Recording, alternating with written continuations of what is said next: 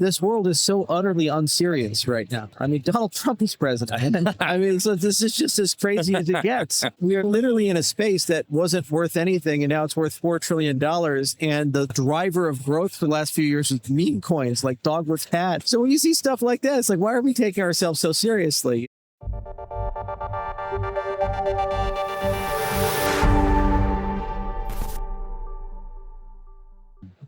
Okay, and we are back live at Token 2049 in Singapore at the Bitcoin.com news desk powered by Threshold Network.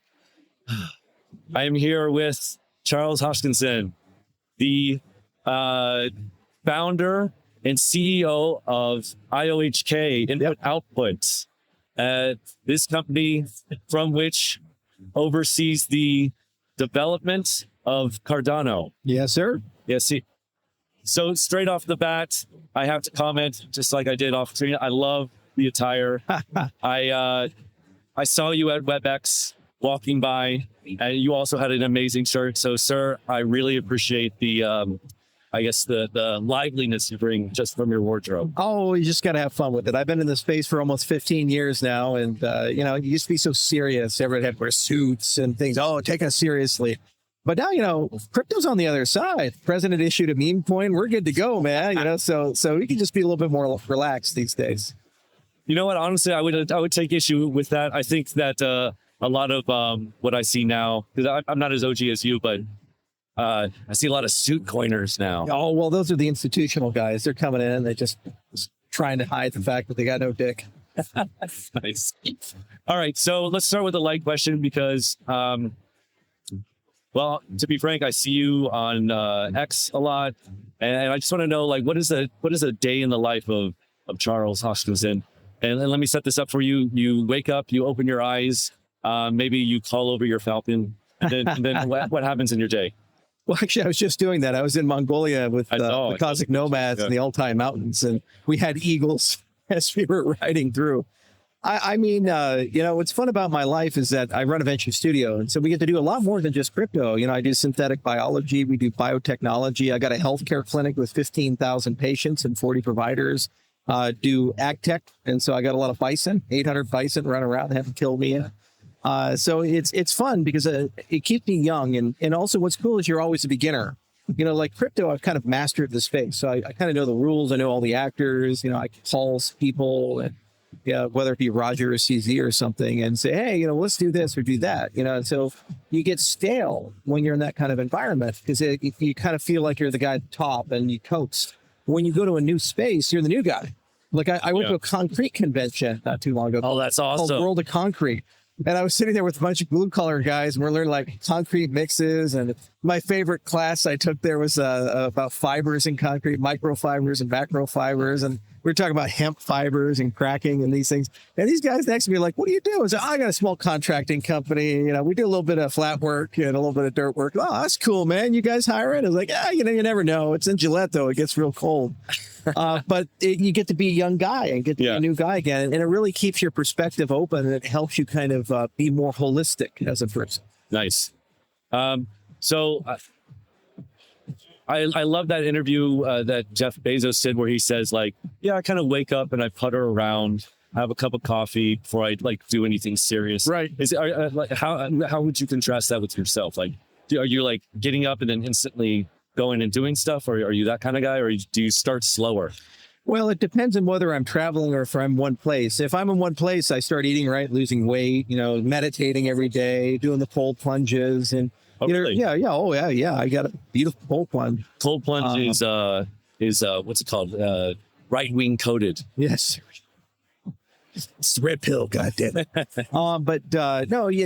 But if I'm traveling, then everything just goes to hell. And I've been on the road almost 240 days this year. It's been crazy.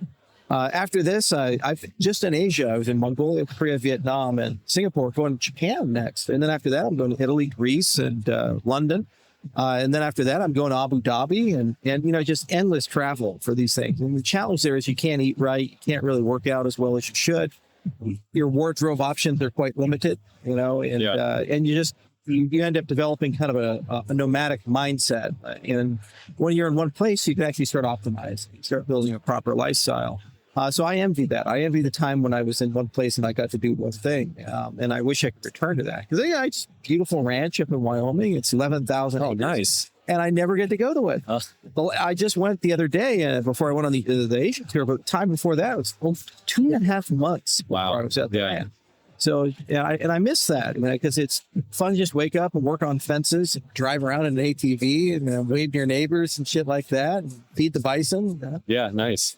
Do you have any alpha for surviving such a grueling thing? Because I don't travel nearly as much as you, but even for me, the brief amounts that I do, I struggle with. Well, the hardest part was the first wave because I didn't have any money. And so I'm flying coach everywhere. I'm going by myself. You're always trying to find a taxi. You're staying shithole hotels. Now I got the jet. I got the security detail. I got all these things. So they remove enormous amount of friction. But, getting sleep right is the number one thing. I have 3 rules in life. Always charge your phone and find internet when you have the ability to do that. Number 2, always take a nap when you have an opportunity to do it. Number 3, always use the bathroom. You have an opportunity to do it. I feel like if you ever violated those rules, you instantly regret it at some point. But sleep is the most important, I'd say, of the 3, because it's just, you're always jet lagged. Yeah. You go Europe, go Asia, go America, and you're just not in that good position. And you wake up and you have to go and do all this stuff, and you're just trying to power through. So what you do is you start taking all kinds of substances to keep yourself going. You get addicted to caffeine tablets and these types of things. And that's a crutch. Yeah. It only works so well. And long term, if you don't sleep, it creates havoc on your life. Yes. In fact, at our clinic up in Gillette, I mentioned we have 15,000 patients. We have a sleep medicine doctor that we just hired, and her panel's already filled out. She's booked out like 11 months. Wow. And almost every one of the patients comes through has sleep apnea or sleep disruption, either because they were in the service or they were a minor or they worked night shift or something. It just destroyed their circadian rhythm. And it's like they've been prematurely aged. In some cases, 10, 20 years. Good. There's nothing that takes time off your life more than not getting sleep. We need to take it more seriously. All right. Well, let's turn to crypto.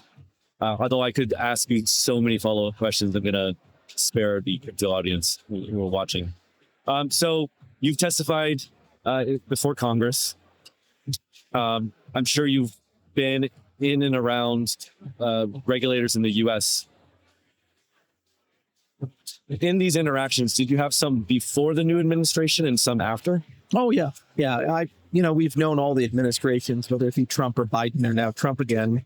The challenge is that after Trump won, it wasn't really clear how the White House wanted to coordinate things. And there was some discussion of who gets to be the crypto czar. And there was a lot of debate back and forth. And the big challenge for that, for a lot of people that were thinking about it, was you'd have to recuse yourself from a lot of stuff. And you'd also have to have your crypto go to a blind trust. So it disqualified a lot of the people that were OGs, because, we have large crypto holdings we're not going to sell. The other challenge was that we needed an all-of-government approach. And while the executive branch has the capacity for that, what ended up happening is the majority of the conversations ended up going to the legislative side. So what we did is we said, we're going to sit down with the Senate. We're going to work really closely with Tim Scott, Senate Banking Committee. And we were able to have some incredibly productive roundtables and conversations with Tim and other senators, and just about broad picture things. For example, what would 5, 10, 15, 20 years down the road managing a cryptocurrency ecosystem look like through the lens of a joint working force of the CFTC and the SEC? How do we think about custodial standards and asset classifications, and how would you go about taxes? And, what role does the industry have? Should there be an SRO or not an SRO, or these types of things? And so we were able to do a lot of great work in rallying a lot of different people. I was just at a round table actually with the A16Z guys and Coinbase and the rest of the gang. And we've gotten to a point where the Genius Act has been passed. The Clarity Act is almost done, and I suspect it'll get passed in October. And then what that opens up is basically 90% of the statutory rulemaking is done. The rulemaking then moves to the executive branch, and the SEC and the CFTC have to spend the next 2 to 3 years to kind of figure that stuff out. And what they're going to figure out is basically what's a security, what's a commodity. And we no longer have this scary Gary, sue everybody and let God sort them out type of regulatory approach. And, the industry now doesn't really have to design against the U.S. government. It's more, now you're judged on the merit of your project and the technology of your project, these things, not how well can you evade regulation, which is very healthy overall. And what's been very great is that everybody wants to get it done. You know, the senators want to get it done. The members of the House want to get it done. The president wants to get it done. Because, you know, Trump gave a really nice mandate. He said, I want America to be the best country to found, fund, and run a cryptocurrency business. Pretty simple, right? But that means people in Singapore have to move to America. People in Abu Dhabi have to move to America. So it's not good enough just to get a regulatory framework. It has to stand up against the offshore jurisdictions and be so attractive that people relocate their businesses and onshore again. So it takes a bit of time to get there. And no one person has all the solutions or answers. The industry as a whole has come together. And what's the magic was we've gone from everybody getting sued, everybody getting subpoenaed, and everything being glum to one of two foundational laws being passed, a second one on the way, in a government that actually wants to listen and work with the industry as a whole. I guess the fear would be, though, that so much has changed from one administration to the next. Do you think a lot of this could be undone if in the next administration were to be like, say, Democrats? If it's executive orders, it absolutely could be. And the Democrats have, not all of them, but some have certainly developed such extreme Trump derangement that because he launched his own coin, crypto equals Trump equals bad. So that's why you got to pass a law. And once you pass a law, then really the interface is at the rulemaking level. There's enough time that we can get a law passed in about 2 to 3 years of good rulemaking at the CFTC and the SEC that I think that it's no longer going to be an issue. It's going to be other stuff that's an issue. And that's fine. And some may argue that it's actually very sensible to make some of those things an issue.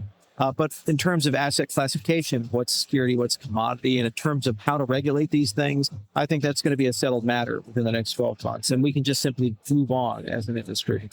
I really, really hope so. And I broadly agree. All right, so let's talk about digital asset treasuries, DATs. You're a proponent.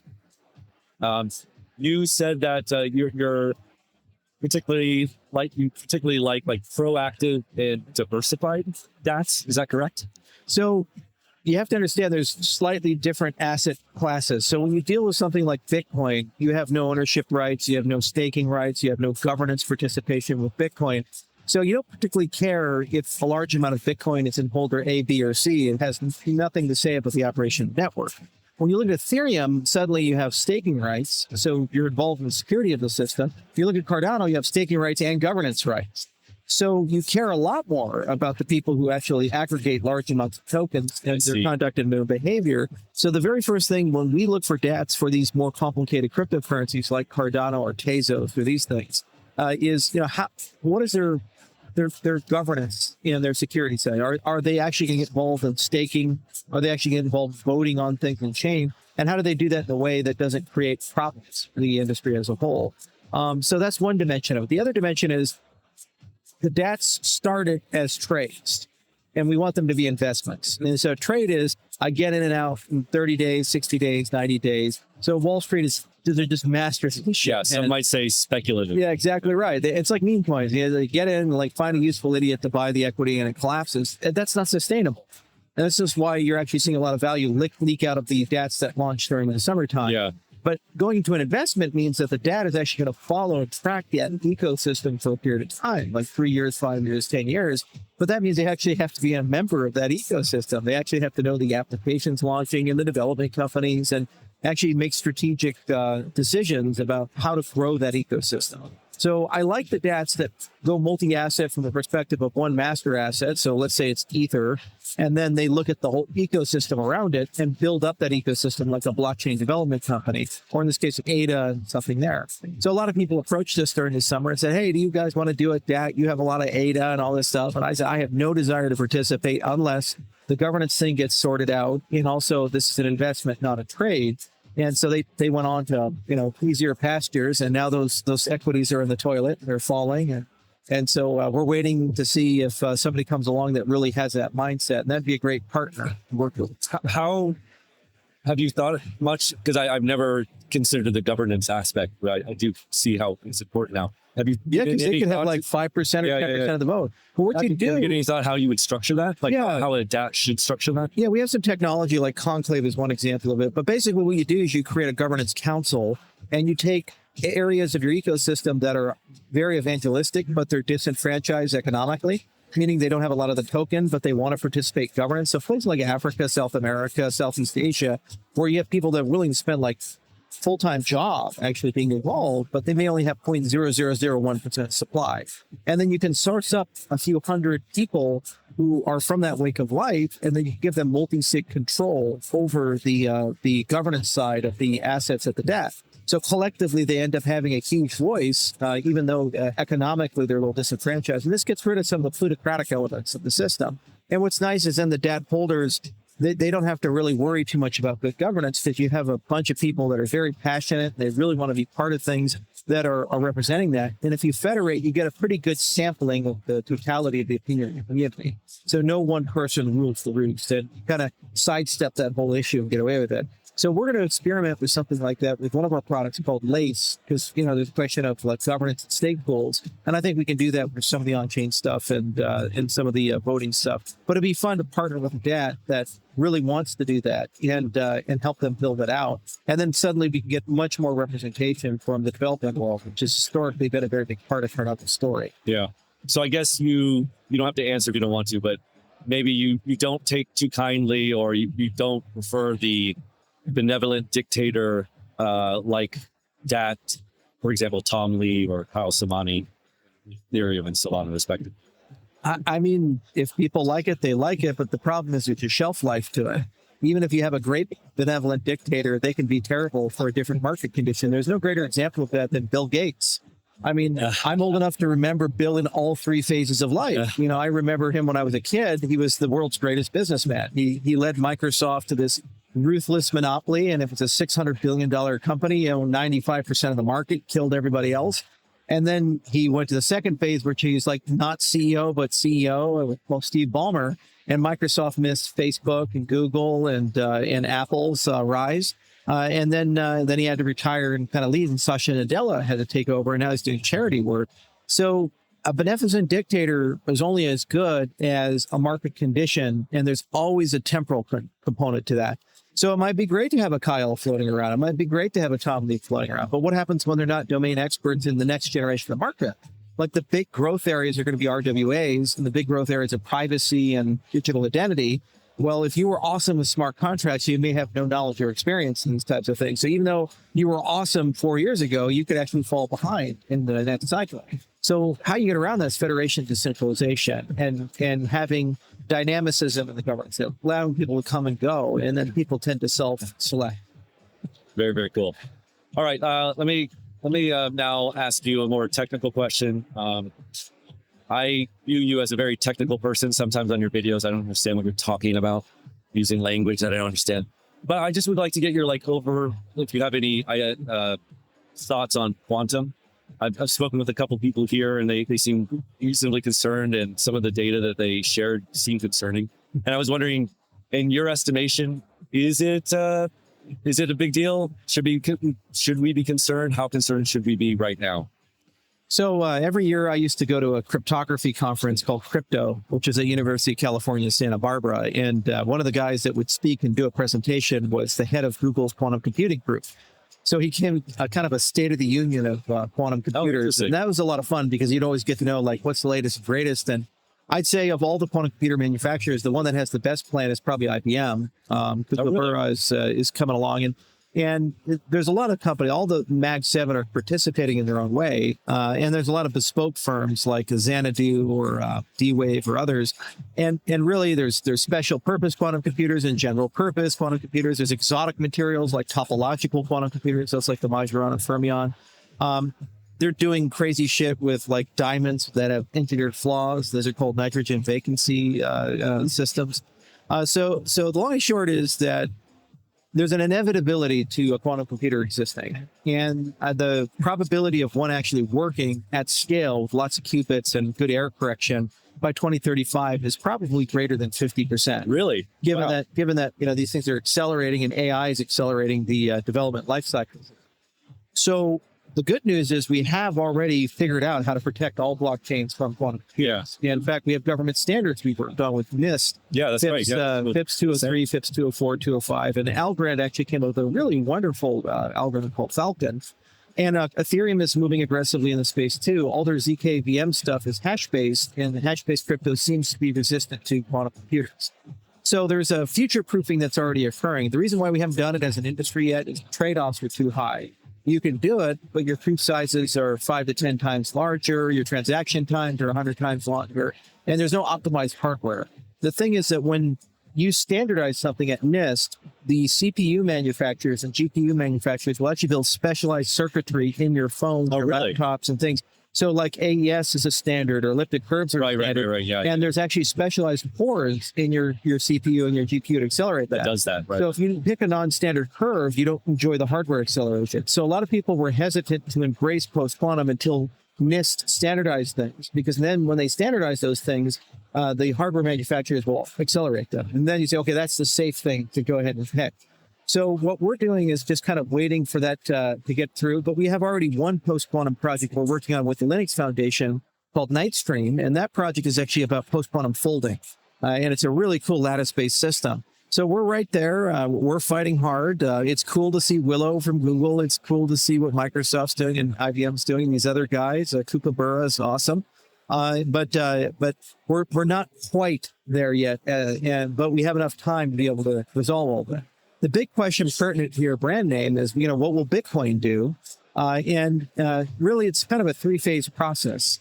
What Bitcoin needs to do is it needs to create a compressed proof, a checkpoint system using post-quantum proofs. And it can do that actually with a process called NEPA-POWs. Then at some point, it needs to add a second signature scheme that's post-quantum. And at some point, it then needs to migrate to that to being default. That sounds like a hard fork to me. It could be potentially a soft fork if you do it the right way. Because like Taproot added all this amazing expressiveness, and they did add a new signature scheme with that. They had Schnorr sigs. So I think there's a path to do that. You just need the miners to recognize something. So NEPA-POWs was something we invented a long, long time ago, but with Dionysius Zindros. Non-interactive proofs of proof of work. And we noticed that when you do mining puzzles, not all puzzles are created equally. So two valid puzzles, one may be slightly more rare than the other because of the nature of the puzzle solution. And then what you can do is you can actually recursively create a small proof from those very rare puzzles. So you could use a NEPA-POW-like compression structure and combine it with a post-quantum signature. And if you put those two things together, you kind of get two things at the same time. You get first quantum resistance, but then also you get really nice checkpoints for light wallets to use with full node security. So I think it behooves the Bitcoin ecosystem to start thinking about it. And it takes about 5 to 10 years to soft fork Bitcoin, like Taproot took that long. Yeah. So if they start planning now, by the time quantum computers start becoming problematic, Bitcoin should be okay. Okay, well that's reassuring to hear. I spoke with Jeff Garzik at Bitcoin Vegas, and he seems similarly confident that the Bitcoin community will get off its ass. Yeah, quantum. Yeah, I've known Jeff for over 10 years. He's a very good guy. He's very smart. He's very talented. He's crazy rich because he held on to his Bitcoin. So he's doing okay. Yeah. But these guys know what they're doing. I mean, the challenge with Bitcoin is you're always working with a very limited system, and it's fun in that we do video game programming for Nintendo stuff. So I actually launched, if you go to my booth, you can see I have a Nintendo game there. It's a sequel to a Nintendo game that I played as a kid. What game? Crystal Mine. Okay. 30 years ago, this game came out. We created a sequel to it.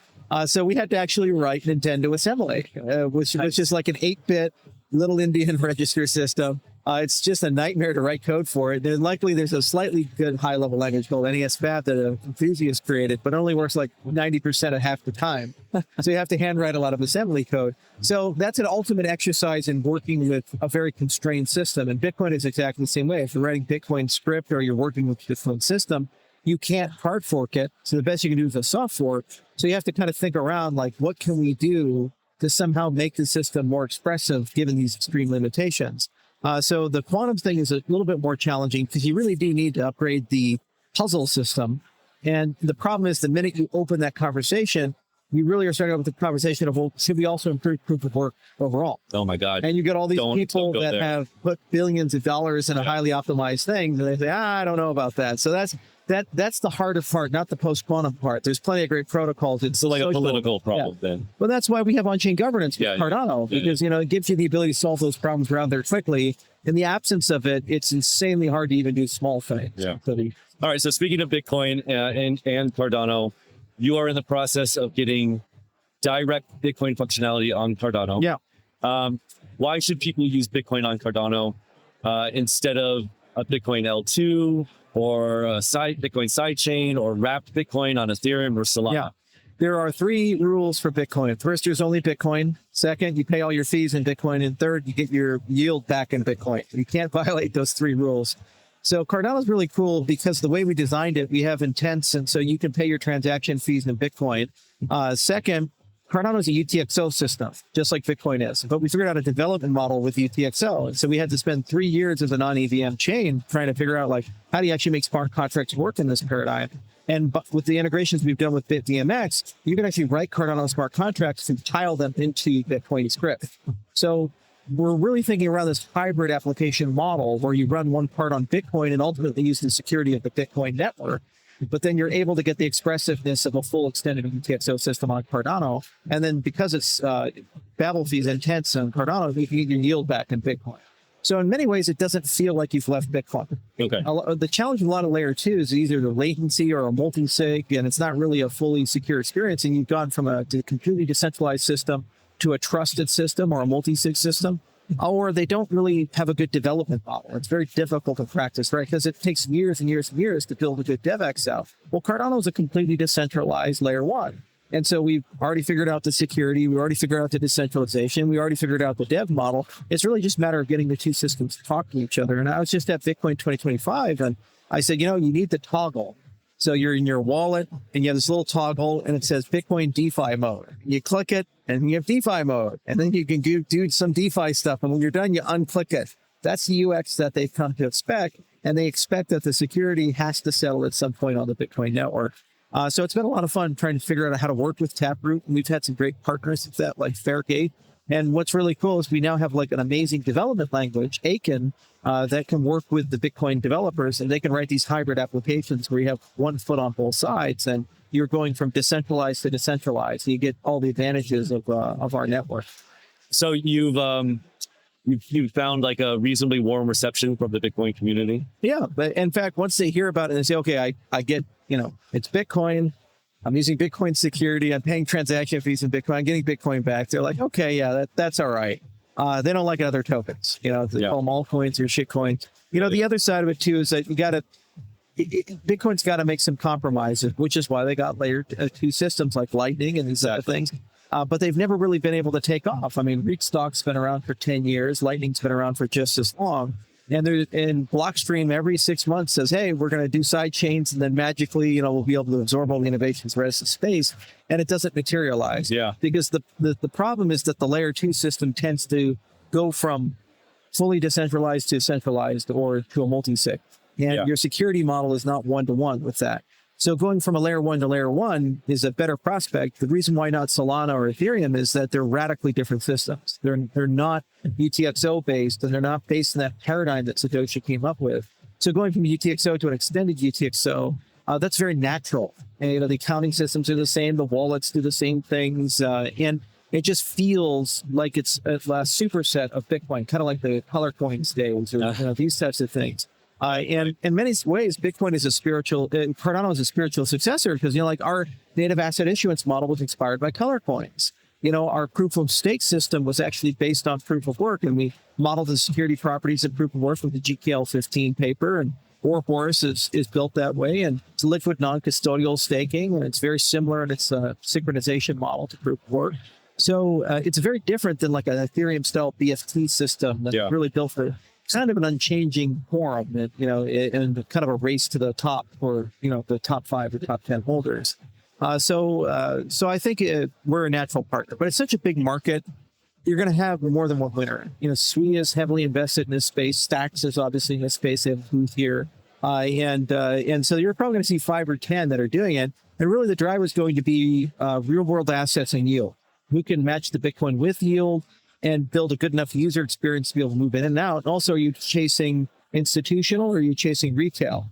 Retail, then it's a wallet play, and it's the toggle. And you got to go get that from Bitcoin.com and Blockchain.com and Brave.com, and just make it really easy for people to click that toggle. For institutional, these are large institutions making deals to create low risk yield while they hold custody of. And you think they're going to do it on chain? Yeah, yeah. It's the only way to do it. Especially if the risk factors are lower, because you can port over the security controls that you already have for your custodial agreement with Bitcoin you pull to the DeFi side. Whereas if you do other stuff, it's a little bit dicier. All right, so I only have 2 minutes left, and I want to stick to my time. So I'm going to ask one last question. Keep it light. I watch you on X sometimes. You're playful, sometimes a little bit of a troll, which I enjoy. I was just wondering, why are you doing it like this? I appreciate it. I love it. But a lot of your counterparts and other projects within crypto seem a little more buttoned up, a little more serious these days. And I just wanted to hear your thoughts on this. Because it doesn't matter to me. I didn't enter into this space to get rich, and I didn't enter this space to get famous. I try to stay as accessible as possible. And yeah, I certainly enjoy hunting, but I was just as passionate when I lived in an apartment with the little stuffed giraffes behind me doing AMAs as I am now, being a billionaire. And I also understand that everything has a finiteness to it. And that's why you got to be playful. Whether you're big guy or little guy, it doesn't matter. It all comes to an end. So you got to wake up every day and find something that's fun and joyful. And, you got to find a way to connect to people. And it's fun to show people who you really are, and have people understand that you're just a person like them. These buttoned up people, they try to be professional, and this world is so utterly unserious right now. I mean, Donald Trump is president. I mean, so this is just as crazy as it gets. We are literally in a space that wasn't worth anything, and now it's worth $4 trillion. And the driver of growth for the last few years was meme coins like Dog with Hat and these types of things. So when you see stuff like that, it's like, why are we taking ourselves so seriously? The whole point of cryptocurrency is to point out the absurdity of money and the absurdity of society as it is. So I try to treat my Twitter that way. It's hard because I've gotten too famous. I went from nothing to 1 million Twitter followers, and that accessibility can become toxic at times. And there's been some events throughout all the years that have been real challenging. But net, I think I've navigated as best as I can. And I have to change style probably at some point. And that's okay.